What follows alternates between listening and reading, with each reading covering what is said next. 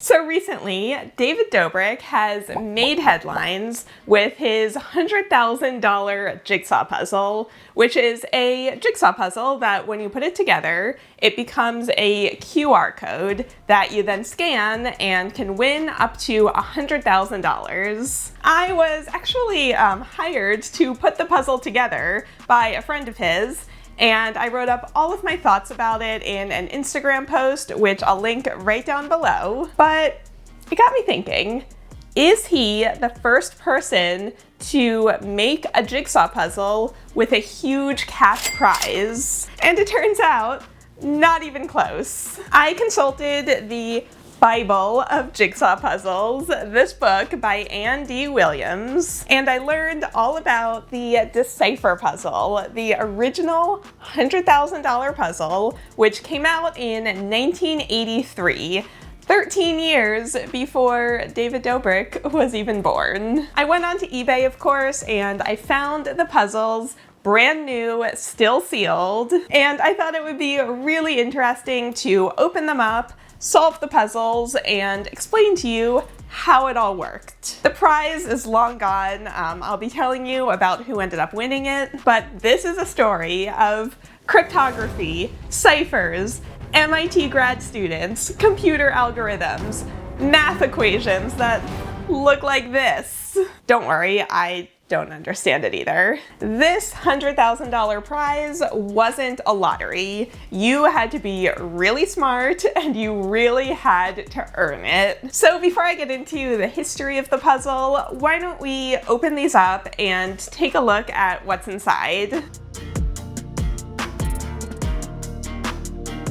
All right, so I don't actually know for sure which version of this puzzle came out first, so let's just start with the big box. Oh, this is so exciting. Opening it up for the first time since it was made in the 80s. All right, there we go. You can see that here on the cover, it is the Decipher puzzle, the $100,000 puzzle. There are clues inside. We have this nice little stock photo of this lady with a nicer manicure than me, and you can see that it is a gold puzzle with all of these numbers on it. And then here's the tagline: piece together the golden jigsaw puzzle, break its mysterious code, and win $100,000. So I'll just show you all of the sides of the box. It's pretty much just the same thing over and over. And then here on the back, they have some quotes from reviews of the puzzle, as well as another little blurb about it. And then you can pause the video here if you want to read this entire thing. It is just a brief history of the puzzle, along with a picture of Warren Holland, who is the guy who invented it. All right, oh my God, I'm so excited to open this up. Oh wow, there's really not that much in here. This is a big box for not a lot of stuff. So you can see that we have a bag of pieces. It's only a 300 piece puzzle, so the bag isn't that big. Okay, so here are all of the instructions and all of the rules. So after I solve the jigsaw puzzle, I'm gonna go through these rules in a little more detail. Right now, let's just solve the jigsaw puzzle first, because this part of the puzzle is actually really complicated. Just wait. Oh wow, I don't think I've ever seen a jigsaw puzzle printed on black cardboard like this. This is very classy. So here you can see all of the pieces. Since it is black cardboard, the puzzle dust is very apparent. You can see there's quite a lot of puzzle dust accumulating. It looks kind of gross, but it's just cardboard, don't worry. So the pieces actually feel really nice, really high quality. The cardboard is really thick, and as I said, the black cardboard just makes it feel like luxurious. It looks like we have pretty much just the standard shapes for jigsaw puzzles, and all of the pieces are this like metallic shiny gold. It's not glossy, it's like the piece itself, the printing is metallic. So as you're going to come to find out, the jigsaw puzzle is by far the easiest part of this whole thing. So let's see how long it takes me to put together this 300-piece jigsaw puzzle of a whole bunch of numbers.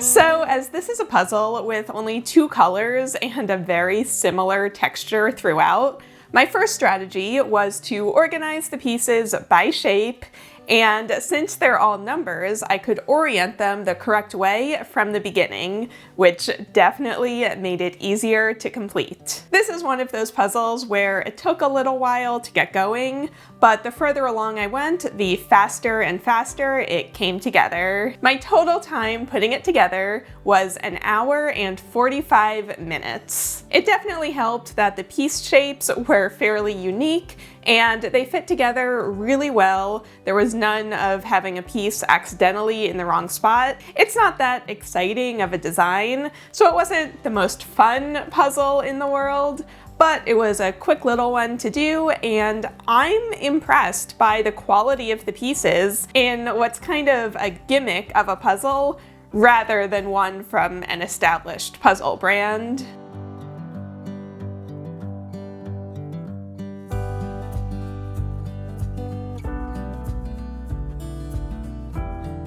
Alright, so I finished putting together the puzzle. It was fairly difficult, but it's only 300 pieces, so not that bad. So what we have is this gold jigsaw puzzle with all of these very mysterious numbers on there, and I'm going to tell you exactly what these numbers mean.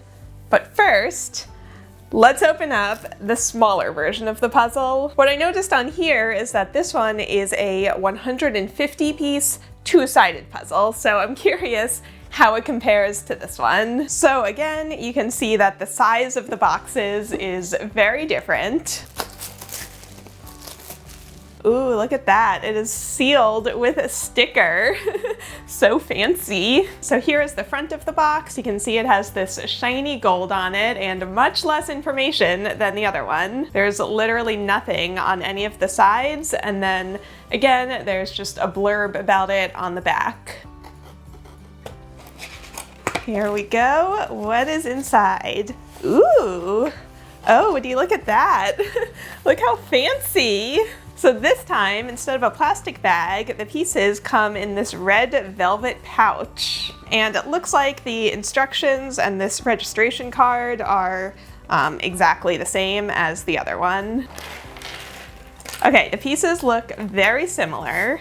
They're gold and, it's the same design, the gold design with the black letters. But here, if I zoom in on one of the pieces, you can see the front looks exactly the same. It's made of the same black cardboard, and then on the back it's actually printed double-sided. But because of the bevel of how they cut the cardboard, you can very easily tell which side is the front and which side is the back. So I'll just nudge this version of the puzzle out of the way, and let's just quickly put this one together too.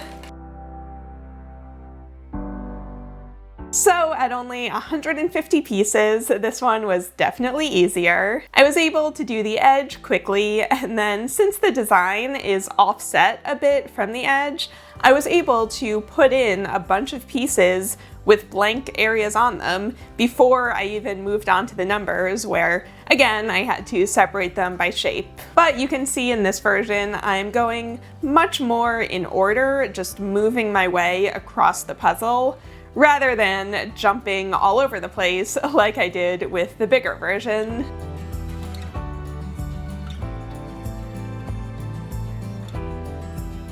This one took me 25 minutes to do, so not a problem at all.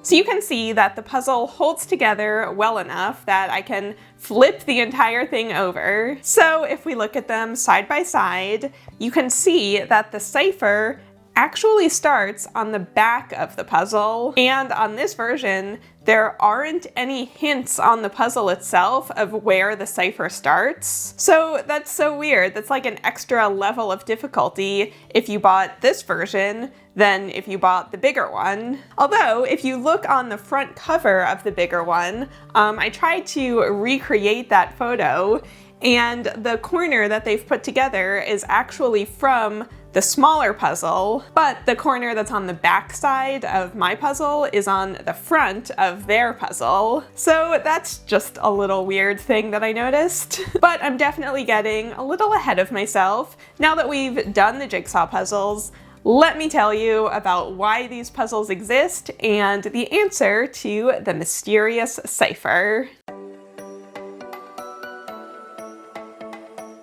Alright, so the jigsaw puzzles are only half the story here. I mean, obviously, no one's gonna give you $100,000 for solving a 300-piece jigsaw puzzle. I mean, if only. We can all dream. So I did a bunch of research to learn everything I could about these puzzles, and all of my sources will be linked down in the description. So this puzzle was the invention of Warren Holland Jr. He was inspired by ciphers by Thomas Jefferson Beale, which supposedly led to buried treasure in the Blue Ridge Mountains. So when he was 29 years old in 1983, he had the idea to create his own cipher, put it on a jigsaw puzzle, and then sell it, and the first person to figure it out would win $100,000. Just to put it in perspective, $100,000 in 1983 is about $250,000 today. And these puzzles sold for $12 in 1983, which is about $30 today. So the puzzle was released around the spring of 1983. He set a deadline of March 1st, 1984, which would give people about a year to solve it. So at this point, Holland is the only person in the world who knows the answer to the cipher, although he also put it in a safety deposit box, just in case, like, something happened to him. There was also a line in this article that I read that apparently that first year he underwent regular lie detector tests, I guess to make sure he didn't, like, leak the answer to someone. I mean, theoretically, I guess he could have told a friend the answer, had the friend claim the prize, and then they split it between the two of them, but that's not what happened. He was legit. Okay, so the way it's gonna work is that on March 1st, 1984, he's going to review all of the answers that have been submitted, and then everybody who gets it right that first year gets to split the $100,000 prize. So it's not actually who solves it first, it's just anyone who solves it in the first year gets some of the money. He also had Scotland Yard review the cipher to make sure that it was solvable, and they said it was, although Holland, in one of the articles, said that he really wasn't sure if people would be able to solve it in a year. So in a book that I found online that references this puzzle, it says that in the first few months, no one had solved it, but he had sold $142,000 worth of these puzzles. And so at $12 each, that is 11,800 people who are trying to solve this thing. Also, something interesting with the prize money, when he first set it up, he had to get the prize money insured because the prize money came from the money that he made selling the puzzle, but if somebody won before he had sold enough to earn the $100,000, like,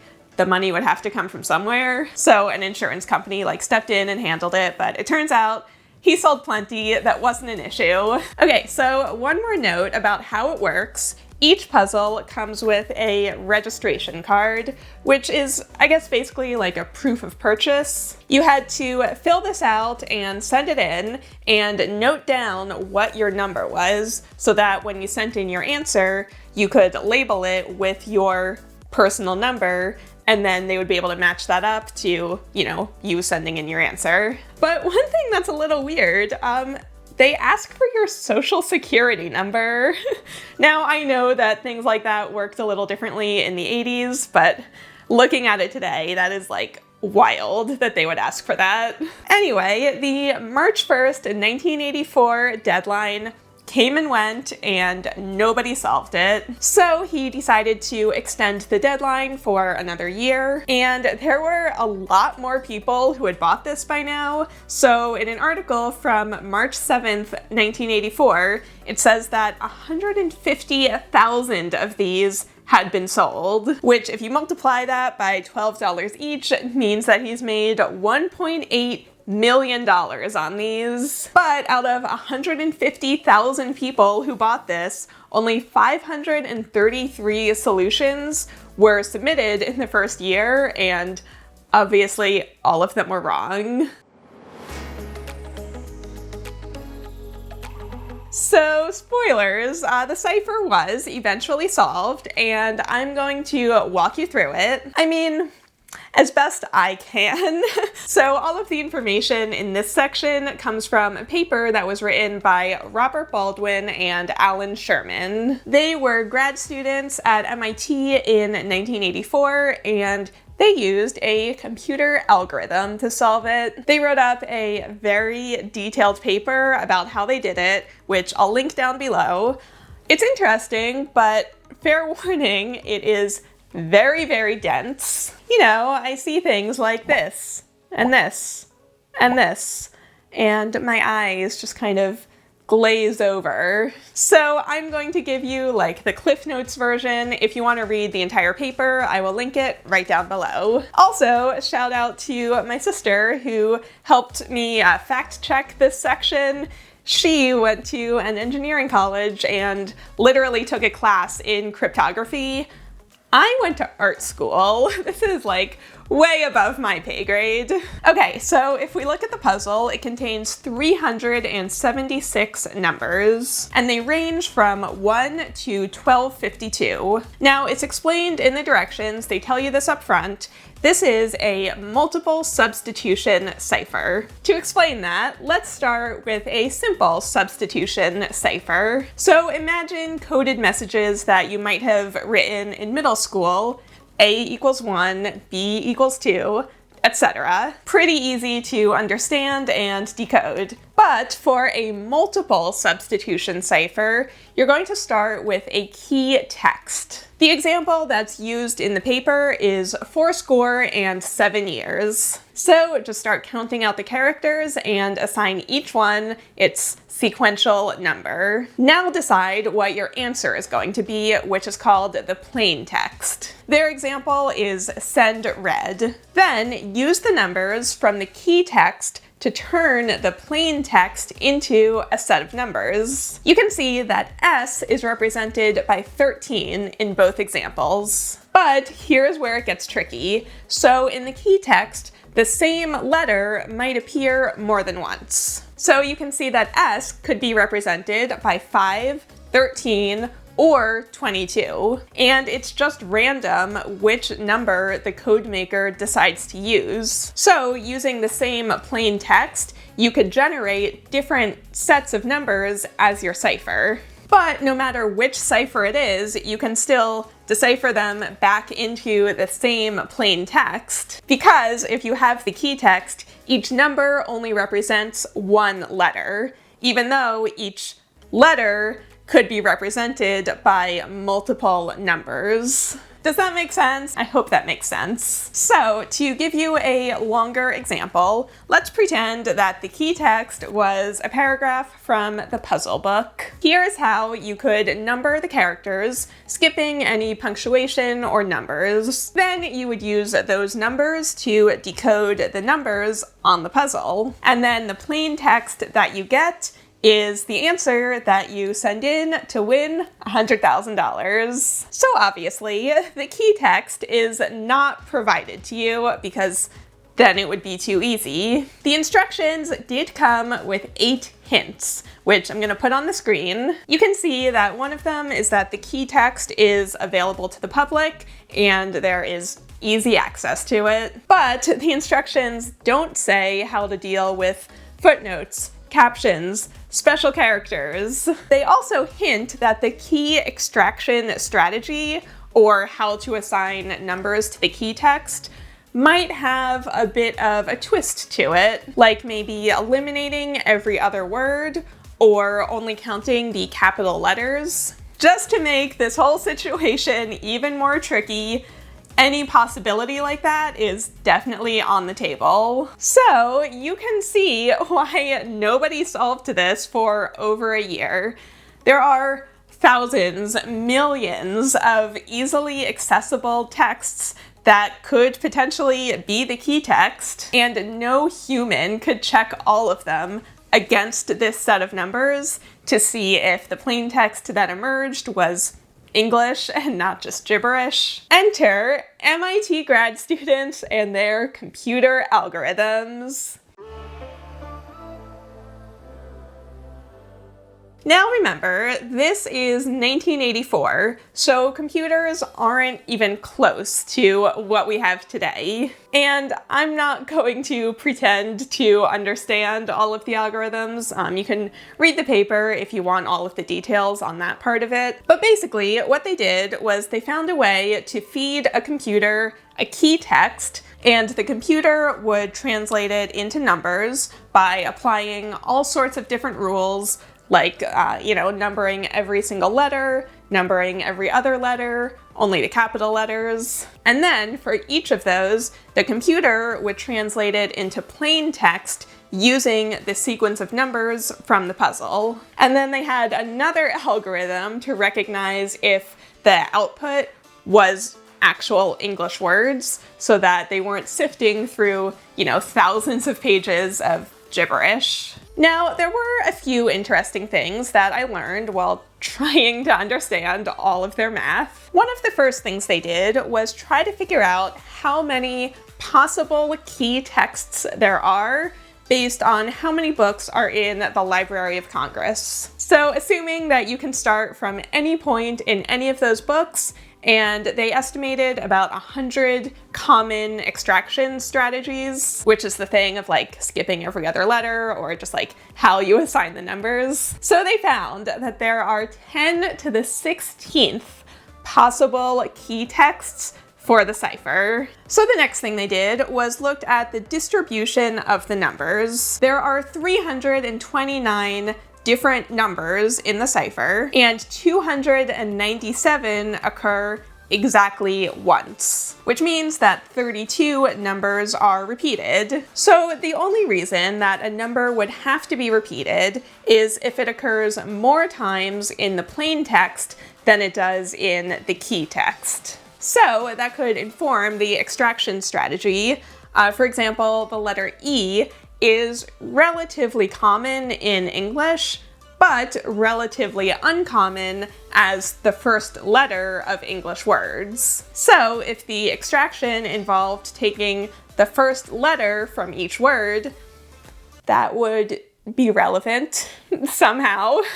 Sorry, that part of the math I really do not understand. So what they found, somehow, using math, is that the cipher was likely made by either taking the first letter or the last letter of a sequence of words, rather than numbering every single letter in that sequence. However, spoilers, it turns out Holland did unnecessarily repeat some numbers just to throw people off, I guess. So the assumption that numbers wouldn't be repeated unless absolutely necessary, turns out that assumption was wrong.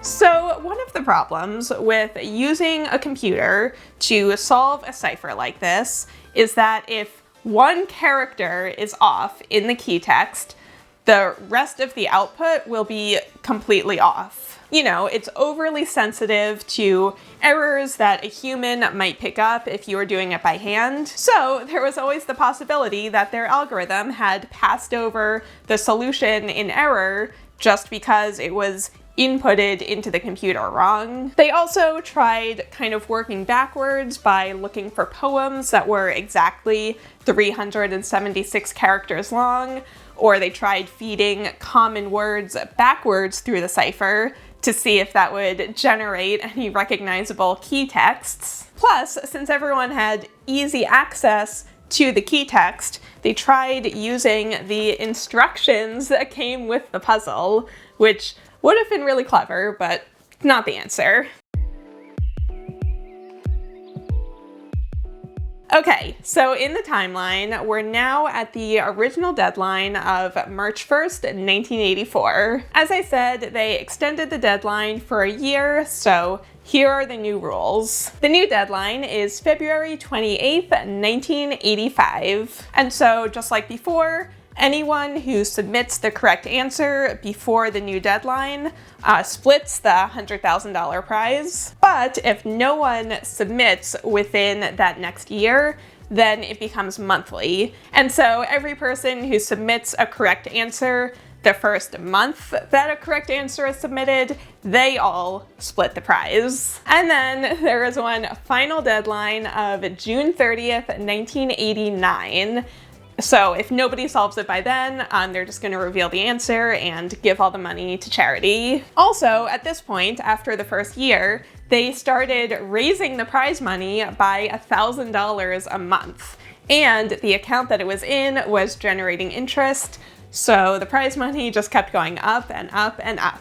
So now that we've passed a full year with no correct solutions, Holland offered an additional clue. He said that the key text was a popular novel by one of the 21 authors listed here. Plus, he established a hotline which you could call starting in May of 1984, and 2 authors would be eliminated from the list every month. So you could call the hotline to find out which ones. And I realized that both versions of this puzzle that I bought must have been from the second year that the puzzle was going, because the instructions literally include that list of authors. And the paper from the MIT students was very clear that for the first year, that clue was not out there. I actually found a listing on eBay of an earlier version of the puzzle with a copyright date of 1983.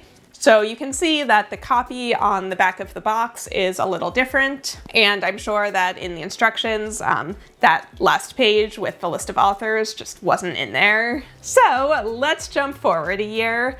By January of 1985, surprise, nobody had solved it. But the list of authors had been narrowed down to Carl Sagan and one other author. So based on the original clue of 319, and since C is the 3rd letter of the alphabet and S is the 19th letter of the alphabet, our MIT grad students were pretty sure that it was going to be Carl Sagan. And then, because of the letter C clue, they were pretty sure it was going to be his book, Cosmos. Now, Cosmos is not a novel, it is nonfiction, but later on, Holland said that he used the word novel to mean not a fiction book, but to mean something new and unusual. Which, like, when you have so little else to go on,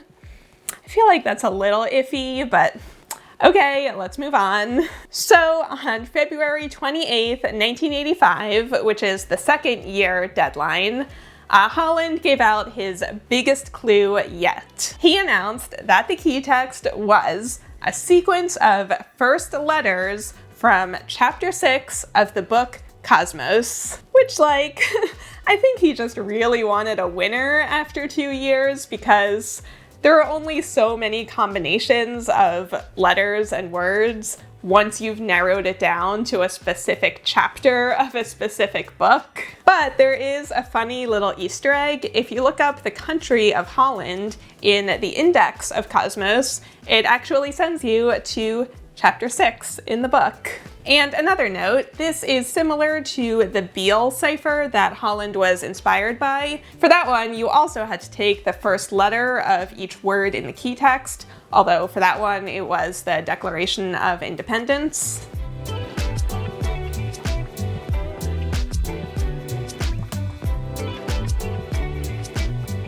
So, our MIT grad students entered the chapter into their algorithm, but they still had a few issues. For example, they included the letter C, which is an abbreviation for circa, but Holland had skipped it when he, did his translation. There's another abbreviation, JPL, which they counted as 3 words, but again, Holland had skipped it. And then you have to think about how to treat hyphenated words, captions, footnotes, anything like that. But finally, on March 29th, 1985, they solved the cipher. What you have to do is start in chapter 6 of Cosmos at the phrase, first ages of the world. You number the first letter of each word, skipping any abbreviations, captions, footnotes, anything like that. And then the solution you get is part of A Poet's Advice to Students by E.E. Cummings. Now, one quick note from me. When I was trying to find that passage so that I could, check the cipher and make sure that this is how it was solved, turns out the quote, which is where the key text for the cipher starts, it's not in this edition of the book. So you know how chapters in books will often start with quotes from other people? Chapter 6 is supposed to start with 3 quotes, but in this edition, there's only 2. And the one that they cut is where the cipher starts. So I found a probably illegal PDF of the entire book, I guess the version from the 80s, online. I'm not gonna link it, but that's how I was able to get the full text to actually translate the cipher. So if you want to look into this for yourself, don't get this book, get the original one from the 80s. Okay, but back to the story. We have our answer, so it is time for the MIT grad students to claim their prize. Right? Right? Right? Not so much. Turns out, and it is in the rules, I checked, you have to submit your answer not by the final day of the month, but the final business day of the month. So after all of that, they were literally 1 day too late to claim part of the prize. They even got in touch with news outlets to, write a story about all of this. And when they did, it was April Fool's Day, so literally no one believed them. Basically, they had the worst timing possible. But 36 people did submit a correct answer in March of 1985, including all of these people. If anyone knows any of them, feel free to get in touch with me, because I would love to hear what other people's experiences were with solving this cipher. So the 36 winners split the prize. They each got a check for $3,251.71, which is, pretty far off from $100,000, but it is about $8,500 in today's money, so it's not nothing. Apparently they also got a t-shirt. I would love to get my hands on one of those t-shirts. What a great piece of puzzle history. So some of them did also use computers to help them find the solution, but nobody documented it in as much detail as these MIT students. So that's why I used their process to explain how to go about doing it. Although I did find 2 articles about a man named Richard Zucker, who was a math professor and was one of the 36 people to submit a correct answer. He said that he spent about 300 hours working on it, and he used his prize money to take his family to Hawaii to make up for spending 3 months straight, like doing nothing but working on the cipher. In another article, they say that some people used overnight mail to make sure that their answers were submitted in time. One Ohio man was caught in 10 inches of snow and decided to drive to Virginia to make sure that he could submit his answer in time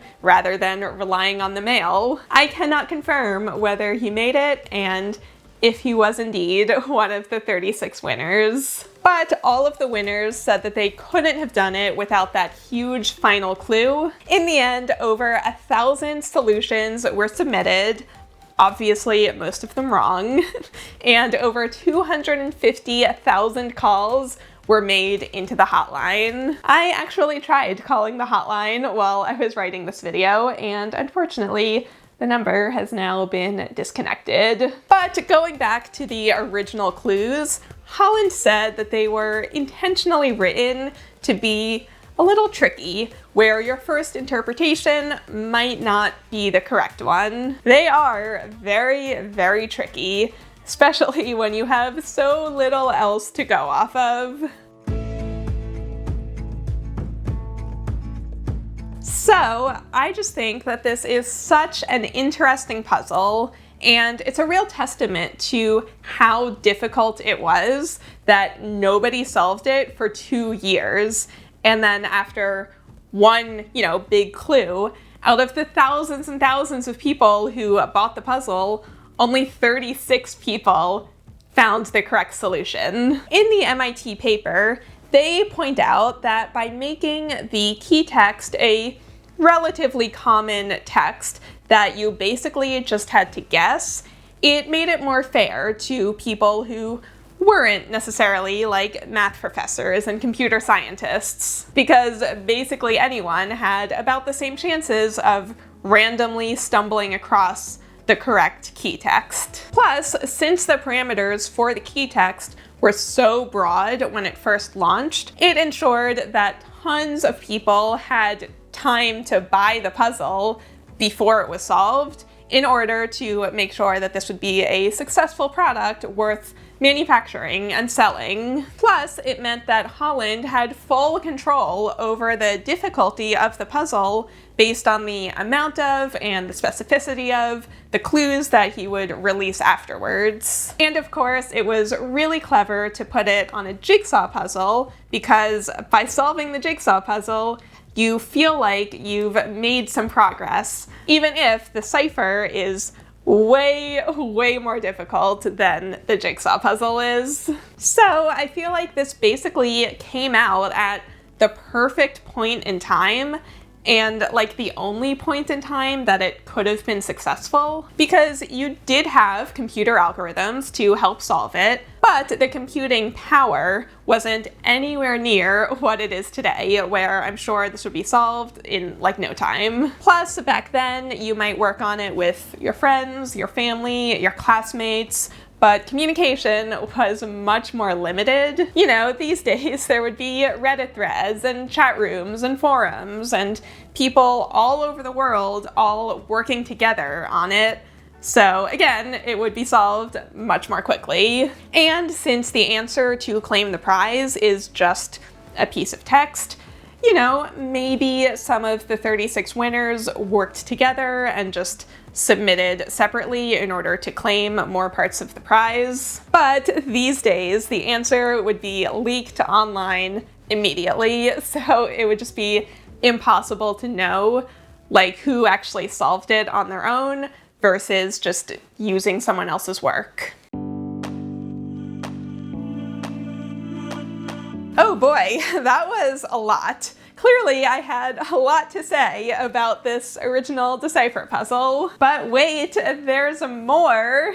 So in 1985, he released the Decipher 2. And then in 1987, he released the Decipher 3. These are still sealed. I'm planning to open them up for a future video. And I know that these are different puzzles. They're not just different versions of the same puzzle, because on the back of the boxes, they reference the winners from the first puzzle. But I haven't been able to find any information, literally nothing, about what the answers to these ciphers are, or anything about the prize money, whether it was ever claimed or not. It's so wild. I have finally found something that the internet just has no information on. So I'm putting out an open call to anyone who is watching.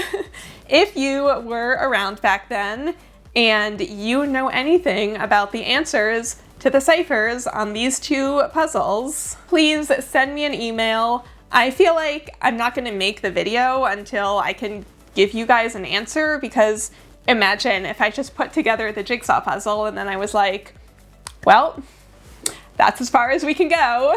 You know, that would be so unsatisfying. You know, ask your parents, ask anyone you know who was around in the late 80s and liked puzzles. And then, you know, of course, if you remember doing the first Decipher puzzle, I'd love to hear from anyone else who worked on it back then and what your experience was with it. So, okay, final thoughts. I feel like there has to be some kind of middle ground between David Dobrik's $100,000 puzzle, which was a relatively hard jigsaw puzzle, although I did it in like 6 hours, so definitely doable. And then the prize is a no-skill lottery between anyone who solved the jigsaw puzzle. Like, there has to be a middle ground between that and this, which is an easy jigsaw puzzle, and then a secondary puzzle that is so hard that, you know, a very, very tiny percentage of people were able to figure it out, and only after some huge clues from the creator. I don't know, like, there has to be some other way to do it that balances skill and luck a little bit more fairly. I don't know what that way is. If anyone figures it out, you'll probably have a very successful product on your hand. But speaking of puzzles that are basically impossible to solve, but have huge prizes if you do solve them, I can already hear some of you typing. But Karen, have you heard of the Eternity puzzle, which had $1 million prize? Oh, have I ever? Make sure that you stay tuned, because if you thought that the $100,000 puzzle was interesting, just wait until you hear about the $1 million puzzle. But that is a puzzle for another day. For now, you need a code word if you watched all the way to the end of this video. It is going to be cipher. Imagine if all of the code words for all of my videos turned out to be like a secret cipher this whole time, but they're not. Sorry. All right, happy puzzling, and I will see you all next time.